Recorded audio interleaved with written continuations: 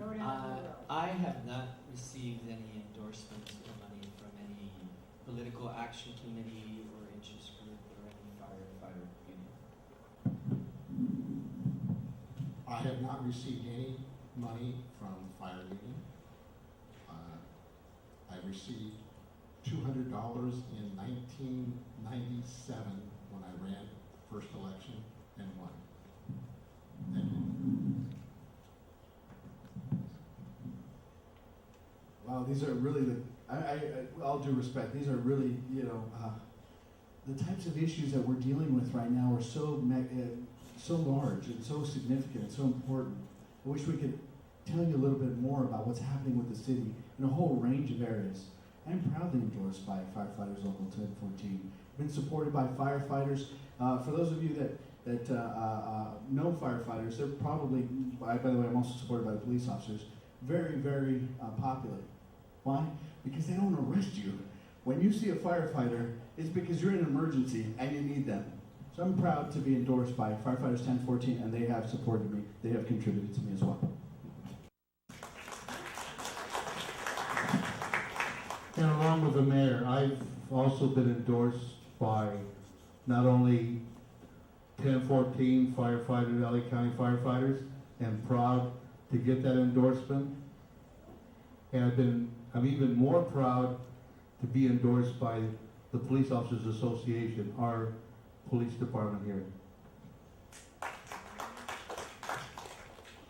I am proudly endorsed by the firefighters, Local 1014, and in 2007, when I ran the first time, I was the first candidate in a long time to receive both the endorsement of the firefighters and the police officers, and I'm very honored to have been able to count on their endorsement every single time that I run. Thank you.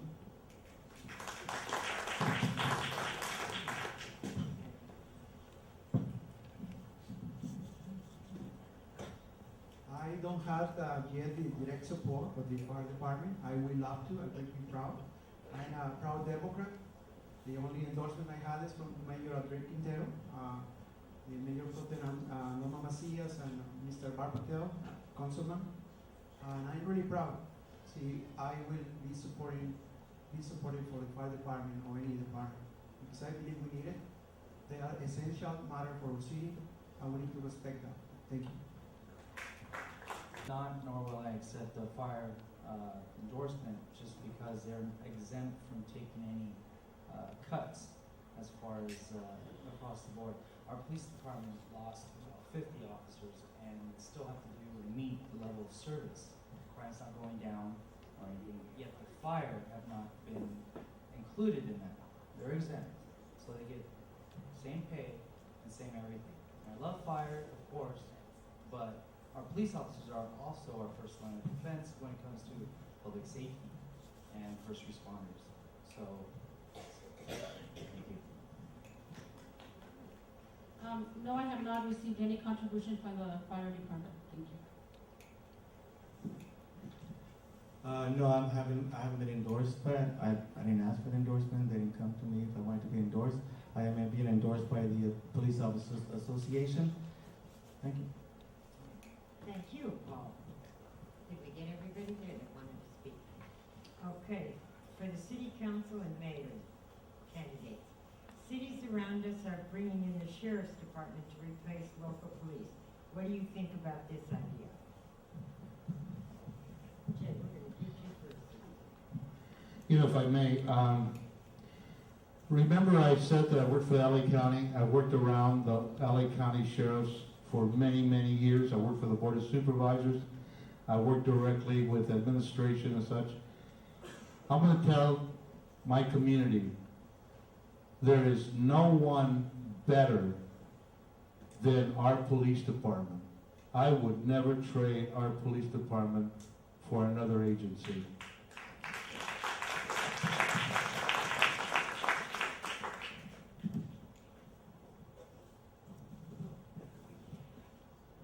I'm proud to be endorsed by the El Monte Police Officers Association. I grew up in this community, and I remember when it was gritty out there. I remember when we used to have a lot of graffiti and a lot of problems in our community. And it's thanks to our police department that this city really has improved.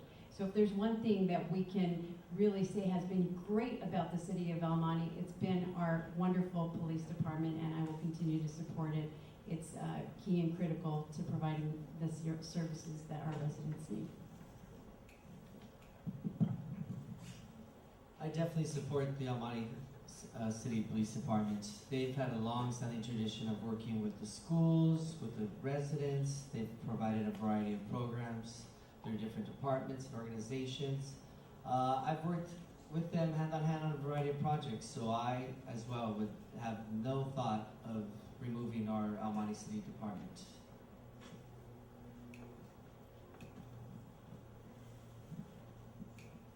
Earlier this year, we, as a council, adopted a resolution stating how much we appreciate our police department, how much we want to keep them. But in order to be able to do that, we have to be good fiscal stewards of the budget. We have an unfunded medical liability that grows each year at the clip of about $4 million. It's currently $68 million. If we want to be true to that commitment to keeping our police department, we have to start addressing those budgetary issues. Our commitment is to keep that and to keep building so that we can protect those services and we can honor that commitment we made to the officers to give them lifetime medical benefits.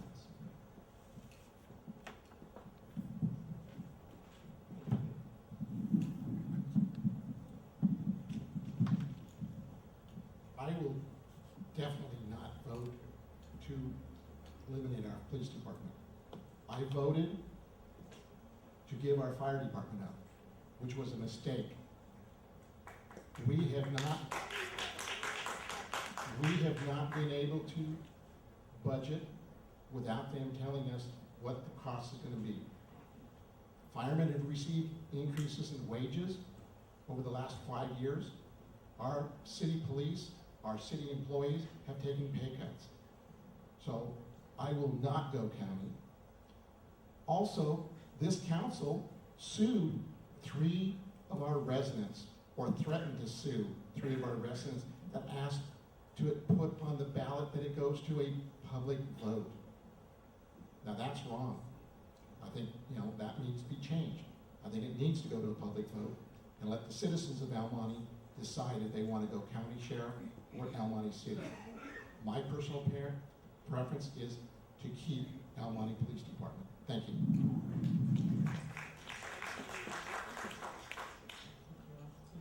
Okay. A couple of people are asking about the street signs that were purchased and never delivered. And one person, or some writer would like to know, were there investors that profited after the company went bankrupt?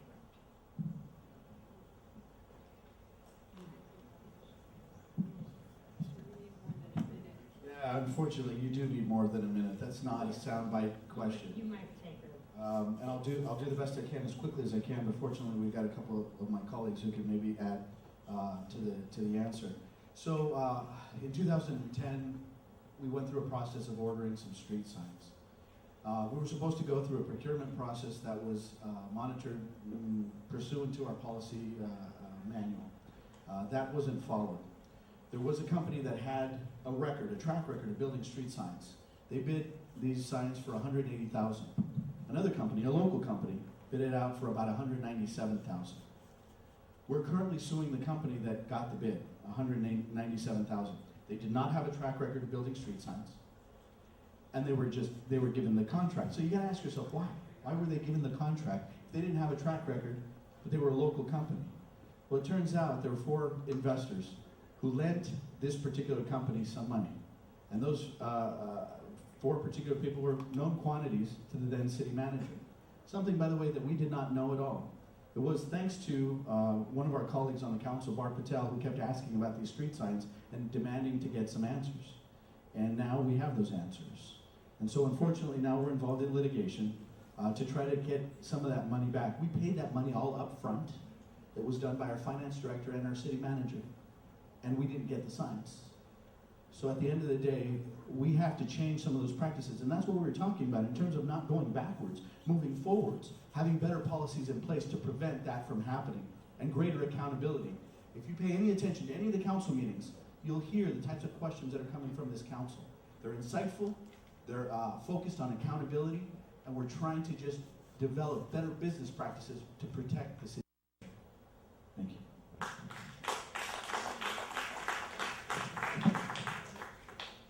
Did anyone else want to speak on that?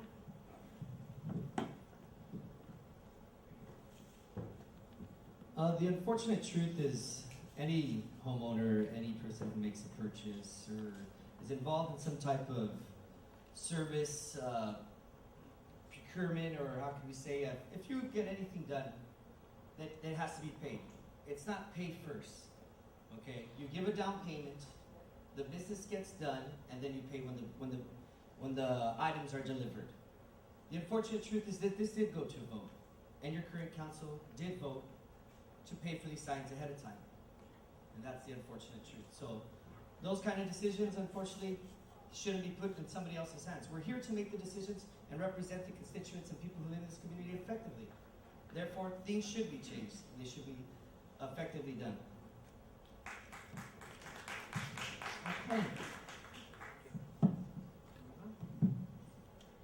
So early in 2010, the city manager presented a staff report saying, give me permission, I've got great news. I have this grant to do street signs for $400,000 or for whatever it's worth. I want you, the city council, to give me authority to bid this, and I will award it, and we'll get this project done. This was a practice he quite often liked to push for, and if you listen to the council meetings, you might have on occasion heard me questioning that, because I did have a problem with that particular process. At any rate, this was a small project. He assured us it was going to get done, and he oversaw this process. He directed,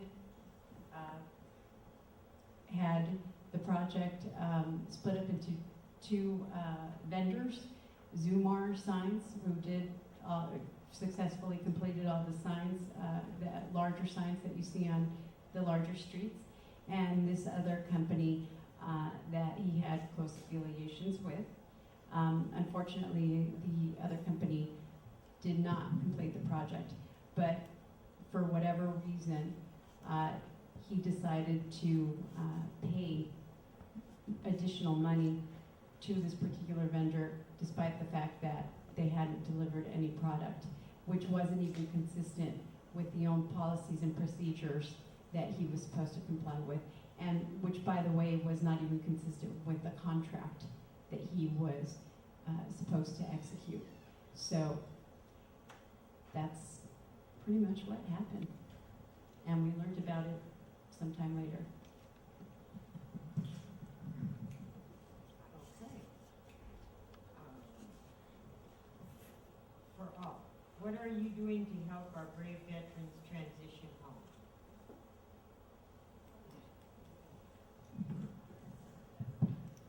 Would you repeat that? What are you doing to help our brave veterans transition home? I think I got it right, and let me take that one. I am a veteran. I've been a veterans advocate for 40 plus years. As far as them transitioning home, what we've been doing here, the city of El Monte, you have been doing, you've taken the lead to deal with those that have come home. We have no authority, and I would wish I could bring all our veterans home, all our men and women. But we've taken the initiative. We've built homeless veterans housing, the first in the San Gabriel Valley, the first of 31 cities, one of the first in the state. We've taken the lead. We work with our families, our men and women, our boys and girls, our sisters and brothers. And it's sad that today, this country is not taking care of our men and women. Just today I heard in the news, transporting bodies back from Iraq, and the families are not getting their benefits to be able to pay the mortgage, bury their dead, and so on. We have to continue to send that message. These are our boys and girls. And El Monte has one of the most increased number of veterans serving today.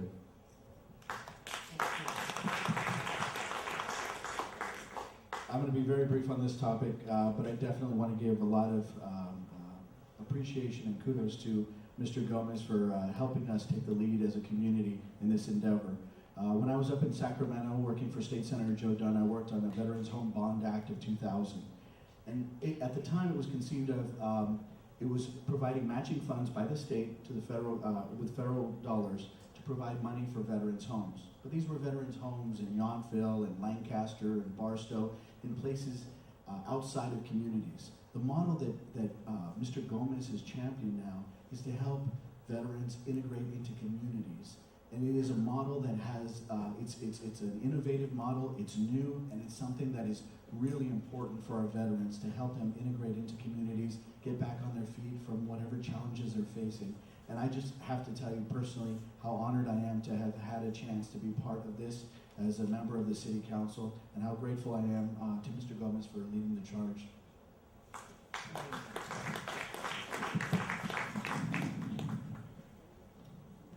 Yes. When I was on the council, Mr. Gomez and the rest of us started this project, or started looking at these projects, and we worked diligently to bring something to the city. I was out of office, so I did not get involved with this, but Mr. Gomez has been very diligent in doing the right things for the community, and we're going to have, if I'm not mistaken, it's 44 units on Ramona Boulevard, and that is a major thing for the city of El Monte. Thank you.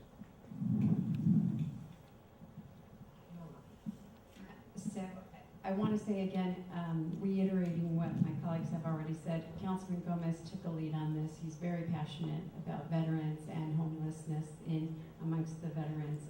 So he worked diligently and very hard to make sure that this project came to fruition. And I do recall the time, and I feel like with this council, he's counted on a lot of support. We're so pleased to be a part of it, and it's going to be a beautiful development just around the corner from where I live. So, well, I look forward to the opening of that day. I feel that, especially in regards to veterans when they're coming back and assimilating to everyday process, that providing homes for them and providing support is definitely the first step. But I think that we need to take it a little bit further and provide some type of psychological assistance.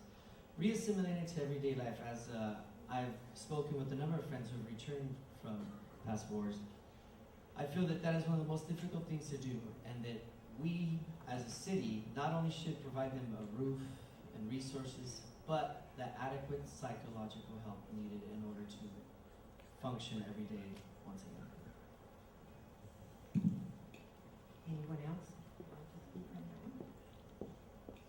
Okay.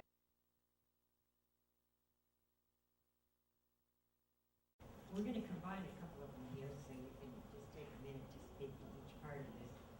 Citizens of El Monte hear that Norms is coming. While our city talks about construction, we see things actually being built in Rosemead, Pico, Rivera, and Baldwin Park. Didn't these cities also lose redevelopment funds? And then, related to that, our city has a reputation for being unfriendly to business. What do you say about that? What will you do about that? Norma? I'd like to take this on. I actually approached staff 2.5 years ago, roughly, before this election time. Actually, and I wasn't the only person. I was with my colleague, Councilman Jay Gomez. We approached staff and we said, why not recruit Norms? Norms is expanding. They have a great price point. They've been successful in the San Gabriel Valley. They'd be a good fit for our community. And Norms was enthusiastic when they were approached. Why it took so long beats me. I'm just as frustrated as each and every resident in this room over why that project hasn't been completed. People think that when we're elected to these positions that we're somehow, going into the office every day and we're making sure that all these things are happening, but we are a part-time council. And I can can assure you my priorities to have retail here and restaurant options. I share your frustration with that. But, however, I'm pleased to say norms will happen. Part of the city council's responsibility is to direct public policy and make decisions that the constituents don't always really need to be worried about. One of those things, if you're not aware of why a business does not open in 2.5 years or 3 years or 4 years, the idea is not, you can bring in any type of business. We can open restaurants, we can open shopping centers, we can open other types of business. But if they're continuing to take long, you should take an initiative and understand the bureaucratic process that's going on. We need to find new ways to streamline the opportunities of businesses to open their doors to the residents of the city of Alma. We need to find ways to eliminate the bureaucratic process of committee, oversight committee, subcommittee, and all that. The constituents put us here for a reason, and that is to direct public policy. Jay? Thank you. When I first came onto the council, I would really believe that all it would be is just say, yes, we want this business here, and the business comes and poof, they're here. I found out very fast how our council today and councils in the past, we've worked diligently to recruit retail, box stores, name stores, restaurants, businesses over and over and over. We've done everything. At the end of the day, it's their decision whether they come to the city of El Monte, whether it pencils out. We will continue to be as business friendly as we can. Anytime anything is brought to our attention, we, this council, has been totally involved to try and expedite everything. Don't forget, your council, your mayor, your city clerk, all these elected, we live here. So I want to shop here, not drive somewhere else. Thank you. Art? Our name in the past has been the Friendly City of El Monte. A lot of people remember that. A lot of people still call it the Friendly City of El Monte. We need to change it to business-friendly El Monte and help these businesses come. Yes, we don't have redevelopment anymore, but the thing is that we're going to change with incentives, coming up with ideas, coming up with ways to bring those businesses to the city. A lot of businesses come to the city of El Monte, oh, we're not going to come here. Your income is only $35,000, $40,000 a year. They're not going to spend any money. If we look at Sam's Club came to the city of El Monte to rebuild. Their estimation when they built that store, they were going to generate between $600,000 and $800,000 a year. The first year they generated $1.3 million. That's why Walmart wants to come to the city. They see the lost revenue in the city of El Monte.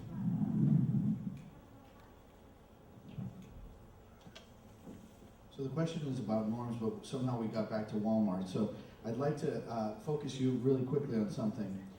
We could have, over the years, set up processes to increase economic development. My colleague here was on the council for 12 years. We have no lasting economic development plan or strategy or anything from that era to show for the time that we had. Businesses are going to come to El Monte because $100 million in retail sales leaves our city annually. And Norms is going to continue to want to be in that prime corner in the city of El Monte because we're giving them some tremendous incentives from walking away. And that's why we can say with confidence they're coming, because we're doing everything we can with the incentives that we do have to be able to attract them here. But again, it was part of the purchasing of that parcel was complicated. It was involved in redevelopment. We used a variety of different funds. We needed to extend the intersection, make it significant improvements on that intersection. It had an F rating previously. So that now we can get the pad ready to go. We're still working on the contracts, but considering that in the ballot statement he made such an issue of norms, surprised I didn't hear more about those issues. As he pointed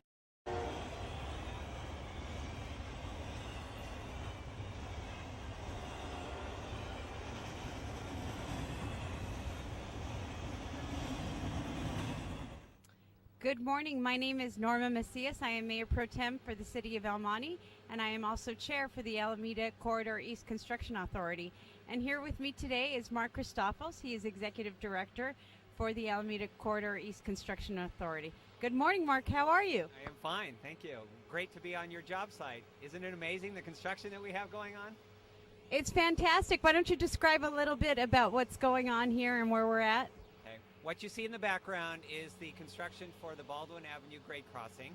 It is to separate the road from the railroad tracks here so that people won't have to wait for these long trains anymore. We're about a third of the way into the project, with most of the major work being the excavation that you see behind us. And we figure that we'll be under construction until about May 2015, when we will finally have this road back open again. Pretty amazing. Approximately how many cars would you estimate go through this busy street? Typically, we have about 28,000 vehicles coming through this. So what this will mean in the future is those 28,000 folks won't have to wait for the trains anymore. Fantastic. And as far as freight trains, approximately how many freight trains, time, duration, go through this Baldwin Avenue? Currently, the city sees about 14 freight trains a day, but we believe with the activity at the ports of LA and Long Beach, that will almost double in the years to come. So this project is definitely needed. Fantastic. And what are some of the benefits of these grade separations, Mark? Well, the obvious one is not waiting behind a train, but more importantly for the community is it won't hold up emergency response vehicles. Obviously, when a train is coming through here, it's very difficult for a fire or police to respond in a timely manner. And also, it will prevent any pedestrians or vehicles from being hit. Unfortunately, that has happened here previously. We know of 2 incidences in the last 10 years, and this grade separation will prevent that from ever happening again. Yes, it's unfortunate when we have problems like that, but also what this means for our residents here is that first responders, fire, and police won't have to be held up, which is another great asset to this improvement. Can you tell me how much money this project is going to cost and how it's being funded? Absolutely. The project is estimated at $76 million. Yes, a lot of money. Most of the funding is coming from federal and state, with some of it coming from local sales tax measures. And with that, we're fully funded and obviously under construction. Well, we're very excited. This is a much needed improvement for this area, and I want to thank you for being here. Just for purposes of information for our residents here, where can our residents go for information regarding this project? ACE has a website. You can go to theaceproject.org, and we post continuous updates on the project. There's also a toll-free number that can be accessed if they need to. Or they can contact the City of El Monte, and they will be referred to our office. And like I said, ACE is proud to deliver this project for the City of El Monte. Thank you. And before we conclude, I understand that ACE is funding for an additional crossing guard and is also taking doing other things to try to mitigate some of the traffic. Can you just quickly touch on those? Absolutely. You can't undertake a major construction project like this without inconveniencing the residents and business owners in the area. For the schools, we have funded a crossing guard to assist with the children getting safely to and from school. With the business owners, we have an outreach program. We are assisting with advertisements in the local newspapers and publications to make sure they are open for business. They all can be accessed, even though we do have a temporary closure here, and we want to make sure that the public continues to do that. As far as the residents go, we are working with them in terms of noise abatement and dust and the other inconveniences of the construction activity. Thank you, Mark. Is this information available in Spanish? Yes, it is. We do have it in alternative languages, and we can provide it when requested. Thank you so much for taking the time to meet with us here and go through this project. We're very excited to have it under construction. We look forward to the grand opening in 2015. You're welcome. And like I said, ACE is proud to deliver it to you. Thank you.